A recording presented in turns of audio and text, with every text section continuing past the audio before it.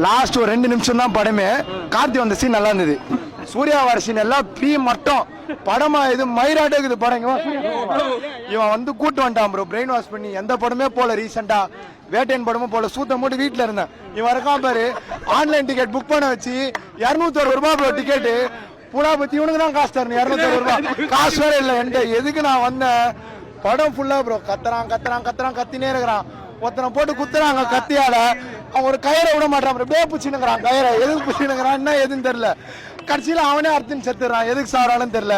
கார்த்தி வந்த scene bro, Surya படம் இல்ல, கார்த்தி படம் தான். 2 நிமிஷம் படம் ஷார்ட் பிலிம் மாதிரி முடிச்சிருந்தா நல்ல படம். 200 ரூபாய் கொடுத்து பாத்துருப்பேன்.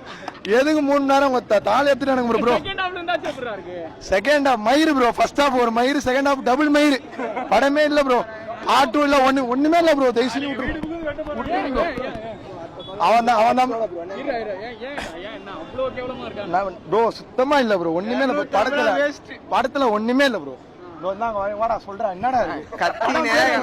படம் பேர் படம் பேர் மென்டல் ஹாஸ்பிட்டல். கரெக்டா கீழ்பாக்காண்ட போனீங்கன்னா சூர்யாமையே ஒரு 15 பேர் பாக்கலாம். இதே ஹாஸ்பிட்டல்ல பாக்கலாம். பைத்தியகாரமே கத்தினா சவுண்ட் எஃபெக்ட் அவ்வளவு போட்டுறான். கத்தினா கங்குவான்னு வெகையாவது உட்கார்ந்துங்க. கங்குவான்னு கத்திங்கனே கிடக்கான்.